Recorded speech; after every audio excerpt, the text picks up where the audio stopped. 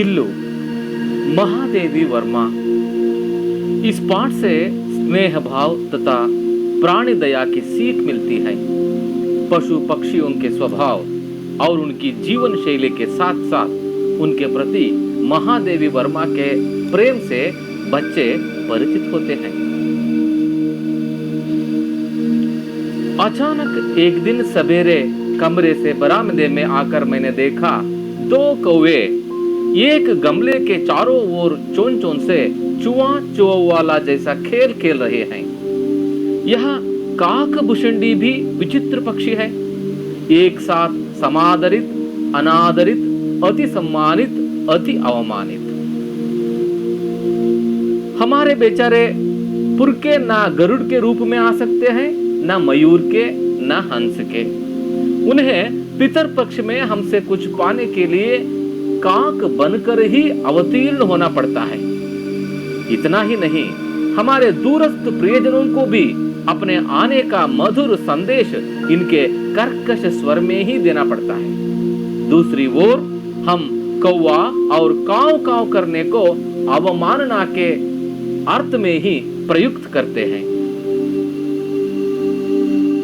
मेरे काका पुराण के विवेचन में अचानक बाधा आ पड़ी, क्योंकि गमले और दीवार के संधि में छिपे एक छोटे से जीव पर मेरी दृष्टि रुक गई।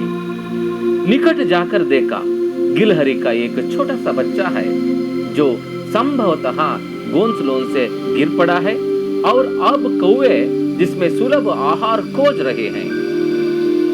काकद्वय की चोंचों के 2 घाव उस लघु प्राण के लिए बहुत थे, अतः वह निश्चेष्ट सा गमले से चिपका पड़ा था। सबने कहा, कौवे की चोंच का घाव लगने के बाद यह बच नहीं सकता, अतः इसे ऐसे ही रहने दिया जावे। परंतु मन नहीं माना। उसे हौले से उठाकर अपने कमरे में लाई। फिर रुई से रक्त पोंछकर घावों पर पेनिसिलिन का मरहम लगाया। कई घंटे के उपचार के उपरांत उसके मुंह में एक बूंद पानी टपकाया जा सका। तीसरे दिन वह इतना अच्छा और आश्वस्त हो गया कि मेरी उंगली अपने 2 नन्हे पंजों से पकड़कर नीले कांच के मोतियों जैसी आंखों से इधर उधर देखने लगा। 3-4 मास में उसके स्निग्ध रोये, जब्बेदार पूंछ और चंचल चमकीली आंखें सबको विस्मित करने लगी। हम उसे गिल्लू कहकर बुलाने लगे। मैंने फूल रखने की एक हल्की डलिया में रुई बिछाकर उसे तार से खिड़की पर लटका दिया। 2 वर्ष वही गिल्लू का घर रहा। वह स्वयं हिलाकर अपने घर में झूलता और अपने कांच के मनकों सी आंखों से कमरे के भीतर और खिड़की से बाहर न जाने क्या देखता समझता रहता था। परंतु उसकी समझदारी और कार्यकलाप पर सबको आश्चर्य होता था। जब मैं लिखने बैठती तब अपनी ओर मेरा ध्यान आकर्षित करने की उसे इतनी तीव्र इच्छा होती थी कि उसने एक अच्छा उपाय खोज निकाला। वह मेरे पैर तक आकर सर से पर्दे पर चढ़ जाता और फिर उसी तेजी से उतरता। उसका यह दौड़ने का क्रम तब तक चलता जब तक मैं उसे पकड़ने के लिए ना उठती। कभी मैं गिल्लू को पकड़कर एक लंबे लिफाफे में इस प्रकार रख देती कि उसके अगले 2 पंजे और सिर के अतिरिक्त सारा लघु गात लिफाफे के भीतर बंद रहा था। इस अद्भुत स्थिति में कभी कभी घंटों मेज पर दीवार के सहारे खड़ा रहकर वह अपनी चमकीली आंखों से मेरा कार्यकलाप देख रहा था। भूख लगने पर चिक चिक करके मानो वह मुझे सूचना देता और काजू या बिस्कुट मिल जाने पर उसी स्थिति में लिफाफे से बाहर वाले पंजों से पकड़कर उसे कुतरता रहता। फिर गिल्लू के जीवन का प्रथम वसंत आया। बाहर की गिलहरियां खिड़की की जाली के पास आकर चिक चिक करके न जाने क्या कहने लगी। गिल्लू को जाली के पास बैठकर अपनेपन से बाहर झांकते देखकर मुझे लगा कि इसे मुक्त करना आवश्यक है।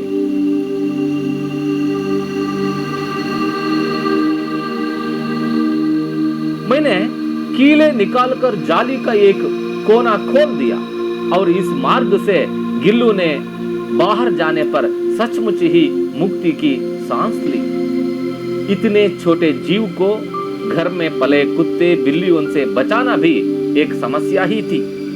मेरे कमरे से बाहर जाने पर वह भी खिड़की की खुली जाली की राह बाहर चला जाता और दिन भर गिलहरियों के झुंड का नेता बना हर डाल पर उछलता कूदता रहता और ठीक 4 बजे वह खिड़की से भीतर आकर अपने झूले में झूलने लगता।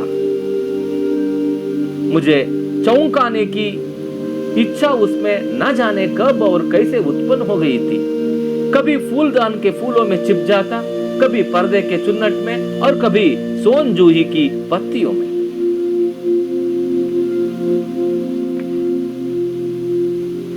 मेरे पास बहुत से पशु पक्षी हैं और उनका मुझसे लगाव भी कम नहीं है, परंतु उनमें से किसी को मेरे साथ मेरी थाली में खाने की हिम्मत हुई है ऐसा मुझे स्मरण नहीं आता। गिल्लू इनमें अपवाद था। मैं जैसे ही खाने के कमरे में पहुंचती, वहां खिड़की से निकलकर आंगन की दीवार बरामदा पार करके मेज पर पहुंच जाता और मेरी थाली में बैठ जाना चाहता। बड़ी कठिनाई से मैंने उसे थाली के पास बैठना सिखाया, जहां बैठकर वह मेरी थाली में से एक एक चावल उठाकर बड़ी सफाई से खाता रहता। काजू उसका प्रिय खाद्य था और कई दिन काजू ना मिलने पर वह अन्य खाने की चीजें या तो लेना बंद कर देता था या झूले से नीचे फेंक देता था।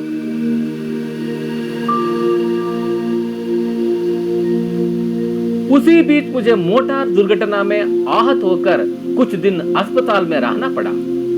उन दिनों जब मेरे कमरे का दरवाजा खोला जाता, गिल्लू अपने झूले से उतरकर दौड़ता और फिर किसी दूसरे को देखकर तेजी से अपने घोंसले में जा बैठता। सब उसे काजू दे जाते, परंतु अस्पताल से लौटकर जब मैंने उसके झूले की सफाई की तो उसमें काजू भरे मिले, जिनसे ज्ञात होता था कि वह उन दिनों अपना प्रिय खाद्य कितना कम खाता रहा। मेरी अस्वस्थता में वह तकिए पर सिरहाने बैठकर अपने नन्हे पंजों से मेरे सिर और बालों को हौले हौले सहलाता रहता। गर्मियों में जब मैं दोपहर में काम करती रहती तो गिल्लू न बाहर जाता न अपने झूले में बैठता। वह मेरे पास रखी सुराही पर लेट जाता और इस प्रकार समीप भी रहता और ठंडक में भी रहता। गिलहरियों के जीवन की अवधि 2 वर्षों से अधिक नहीं होती। अतः गिल्लू की जीवन यात्रा का अंत आ ही गया। दिन भर उसने ना कुछ खाया ना वह बाहर गया। पंजे इतने ठंडे हो रहे थे कि मैंने जाग कर हीटर चलाया और उसे उष्णता देने का प्रयत्न किया, परंतु प्रभात की प्रथम किरण के साथ ही वह चिर निद्रा में सो गया। उसका झूला उतारकर रख दिया गया है और खिड़की की जाली बंद कर दी गई है, परंतु गिलहरियों की नई पीढ़ी जाली के उस पार चिक चिक करती ही रहती है और सोन जूही खिलती ही रहती है। सोन जूही की लता के नीचे गिल्लू की समाधि है, इसलिए भी कि उसे वह लता सबसे अधिक प्रिय थी, इसलिए भी कि उस लघु गाथ का किसी वासंती दिन जूही के पीताभ छोटे फूल के रूप में खिल जाने का विश्वास मुझे संतोष देता है।